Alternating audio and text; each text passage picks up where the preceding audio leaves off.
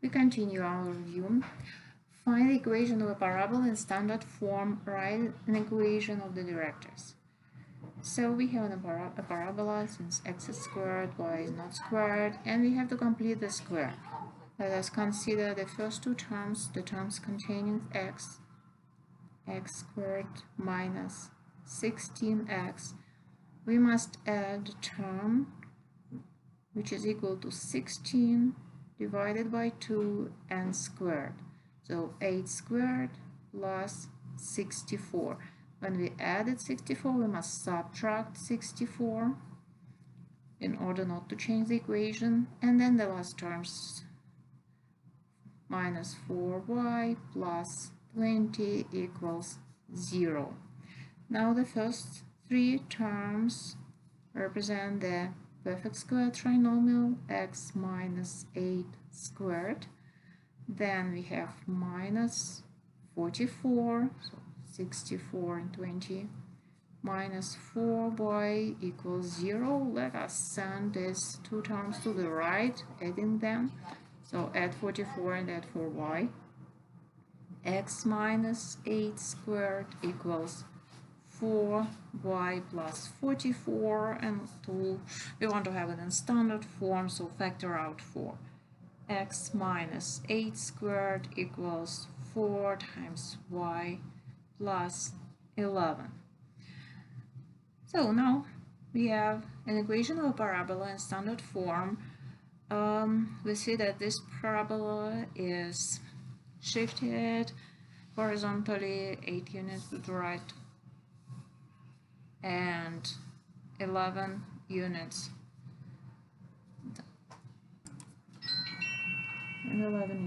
upward. So 11 unit downward, of course 11, 8. So here will be the vertex of the parabola and auxiliary axis. The parabola has the form x squared, so x prime squared equals 4c y prime, so 4c equals 4, so 4c equals 1. So c equal, the parabola is x squared, so it is open upward. So focus will be 1 unit up, and the directors will be 1 unit down. So here will be the directors. So this is 1 unit. So the equation of the directors will be y equals negative 12. So given the equation of the ellipse, find the foci. X squared plus 6y squared equals 36. So you see this, it is an equation of the ellipse since we have both x and y squared, and the coefficients are different. Here is 1 and here is 6.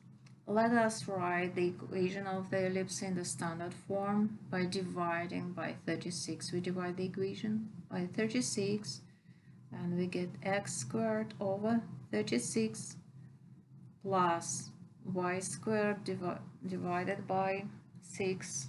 Let us leave it. 6y squared divided by 36 equals to 1. So we can divide by 6 numerator and denominator, getting 6 here. So we have the equation of the ellipse x squared divided by 36 plus y squared divided by 6 equals 1. For the ellipse, a squared is the largest number, so a squared is 36, b squared is the lowest denominator, smallest denominator, b squared equals 6, and c squared is the difference. 36 minus 6 is 30. So c is square root of 30. Find it. So there are two foci, so they are, A is on the x-axis, so 2 points on the x-axis are negative square root of 30, 0, and 0 square root of 30. Find equations of asymptotes of the hyperbola described. So the hyperbola has a vertex at 0, 6, 0, 0, 6, the vertex. So, and foci at 0 plus minus 10. So plus minus 10, it means that they are symmetric about x-axis. So the foci are symmetric, means the hyperbola is symmetric. Both are on the y-axis, so then we have another vertex at negative 6. So it means that A is 6, C is 10. We want to find B. For hyperbola, we have the equation c squared equals a squared plus b squared. So b will be square root of c squared minus a squared. So 100 minus 36, square root of 64, so 8. This is 8. Equation of asymptote is change in y over change in x. Change in y is 6 over change in x, 8, and we have plus, minus, and x. We can simplify this fraction, plus minus 3/4 x.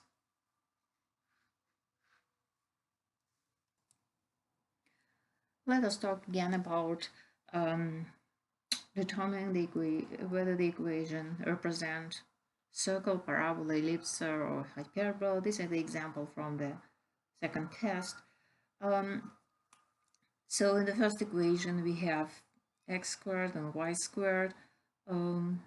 Both have positive coefficient, but the coefficients are different, so this is not a circle but ellipse. So in the second example, also x squared and y squared have positive coefficients, so ellipse or circle, but the coefficients are the same, so this is a circle. In the next example, we have x squared, but x and y are in the first degree, so there are no square term for y, so this is not an ellipse or not a hyperbola, but a parabola. So x squared minus y squared, they have different signs, plus and minus. This can be only for hyperbola. X plus y, 25y squared. So this equation we can have only for parabola, so one variable has a square term and another has not square term, so this must be parabola. The next one, again, x is without square, y is with square, it is a parabola. So the next one, x squared, y squared, and x and y in constant term. So we look at the square term. X squared and y squared are both here, and both have positive coefficient, which is only possible for circle or ellipse. Coefficients are the same, 1 and 1, so this is a circle. Find the new representation of the given equation after rotating through the angle theta equals 45 degrees. So we will use the equations of the rotation. X prime equals y prime equals x equals x prime cosine theta minus y prime sine theta, and y equals y prime. So x prime sine theta plus y prime cosine theta. So we have 45 degrees, so all these trigonometric functions are square root of 2 over 2, so x equals x prime square root of 2 over 2 minus y prime square root of 2 over 2, and y equals x prime square root of 2 over 2 plus y prime square root of 2 over 2. So we substitute this x and y in the given equation. 6 times x prime square root of 2 over 2 minus y prime square root of 2 over 2 minus 4 times x prime square root of 2 over 2 plus y prime square root of 2 over 2 equals 3. So then we distribute 6 and 4, 3 x prime square root of 2 minus 3 y prime square root of 2 minus 4 x prime, 2x prime square root of 2 minus 2y prime square root of 2 equals 3. So be careful by distributing negative sign. If you multiply a negative number by a sum, you change both of the signs inside the parentheses. So, and then we simplify the like terms. 3, so they are like terms since they all have the square root of 2. So 3 minus 2 will be 1 x prime times square root of 2, and the like terms with y. So minus 3 minus 2 will be minus y prime 5 square root of 2 equals 3. The new representation of this equation. Given two vectors, find the cosine of the angle between them. So the cosine of theta of the angle between two angles is the scalar product or dot product u dot v divided by magnitude of u times magnitude of v. Dot product is the product of x components, 6 times 6, plus the product of y component, negative 4 times negative 1, divided by each magnitude is a square root of the square of sum of squares of components, 6 squared plus 4 squared, the first vector, and the second 6 squared plus 1 squared. And let us simplify this expression. 36 plus 4 will be 40, divided by 36 plus 16, 46 plus 6, 52, square root of 52, and 36 plus 1 square root of 37. So can be simplified a little bit. Like 52 is 4 times 13. So in the denominator we'll have product 13 times 37, and in the numerator the square root of 4 will be 2. We divide 40 by 2 will be 20. The numbers on the exam will be small.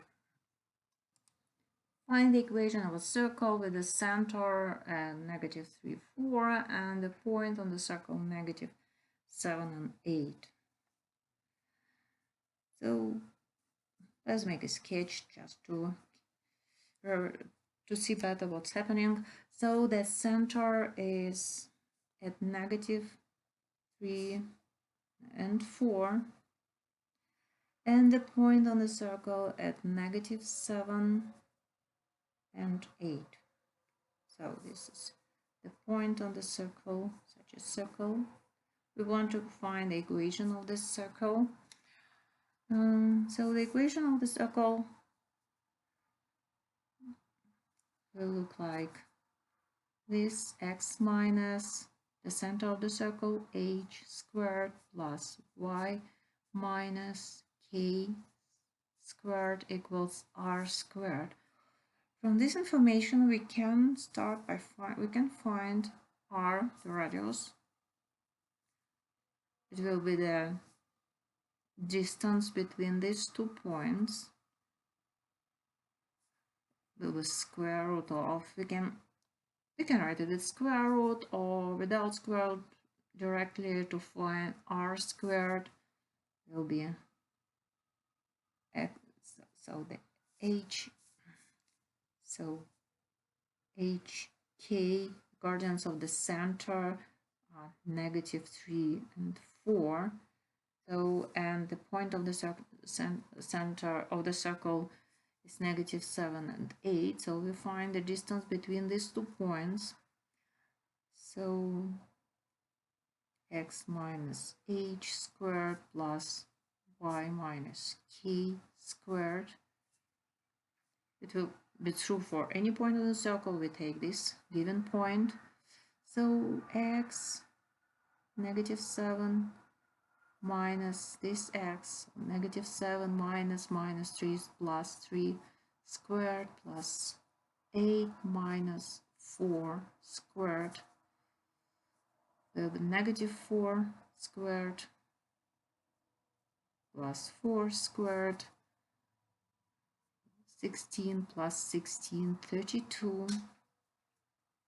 Now we have the equation of a circle, x minus h is -3, so x plus 3 squared plus y minus k minus 4 squared equals 32.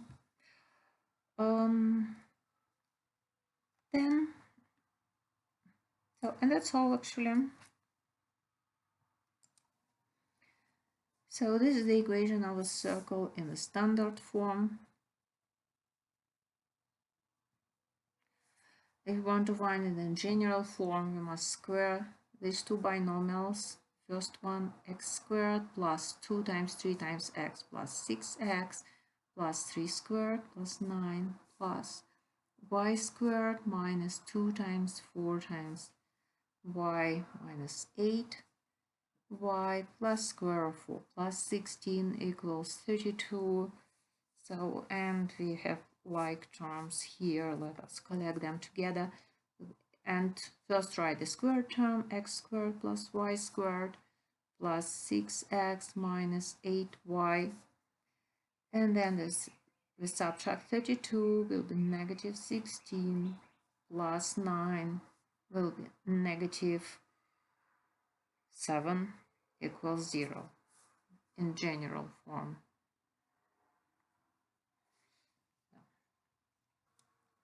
And there will be a construction part of the exam connected with the very first problem from the first part of the review.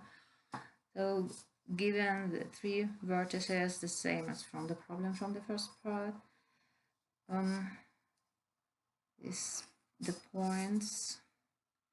So you will have to construct what you have calculated in the previous part. So the point A, 2 and 4, 2, 4, the point B,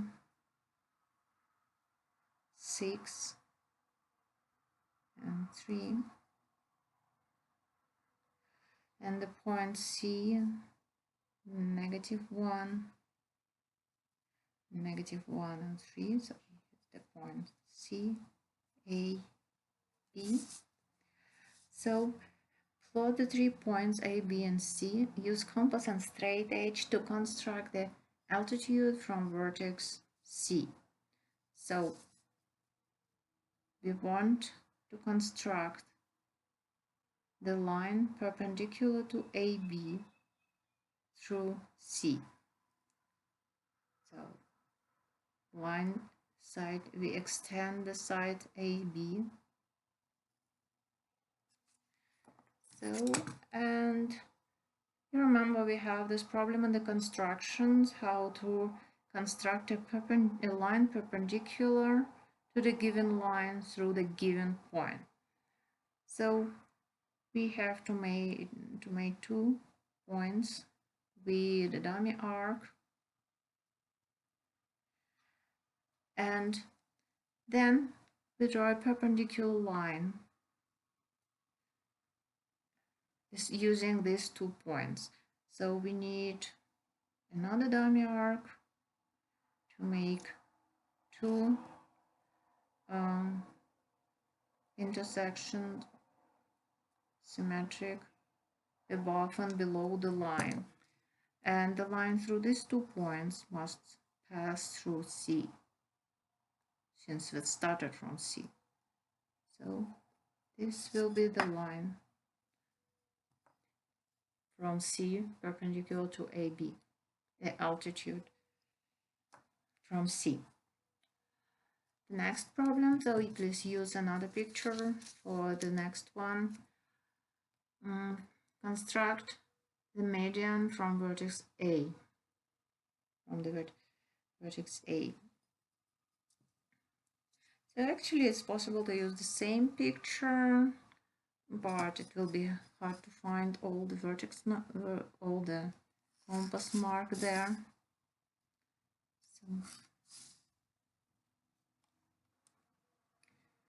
So you can plot these points A, B, C, not so exact. I'm interested in the construction part.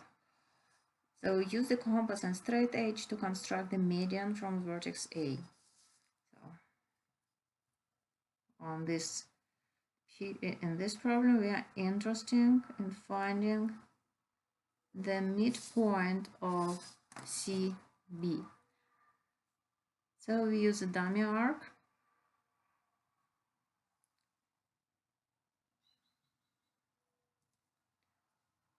From C and from B to find the midpoint. So through these 2 points, intersections of the dummy arc, so with the line, this is the midpoint CB, and the median is the line from A to M. So if you have time, you can write down the steps that you have done here, especially if you, but be sure to show all your compass marks. And the last problem, draw a line segment of approximately 3 inches. Divide this line segment into 3 equal parts.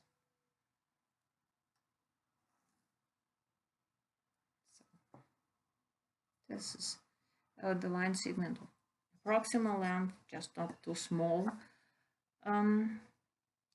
We have a special method how to divide the line segment into 3 equal parts. We construct another line that intersect the first line, and on this line we lay 3 equal distances, 1, 2, 3. From these 3 points we want to make 3 parallel lines. The first line, the last point through the end of the line segment. So then we need 2 other lines parallel to the original line, and we make it by a special method. I have the same, on my compass I still have the same distance. I lay it off from B. So it is useful to have a second compass, but in case you don't have, so I measure this distance.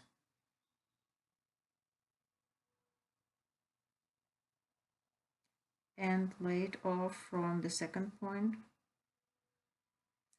I will need it also from the third point. Now I have to return to my original measurement, this one, to lay this from this distance from this additional point. Now these three lines must be parallel to each other.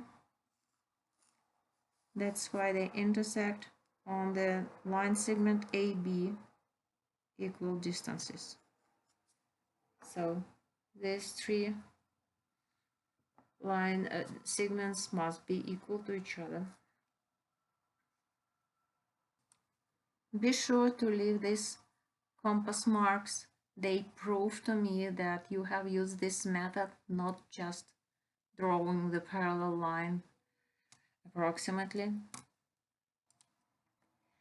Let me know if you have any questions, and good luck on the exam.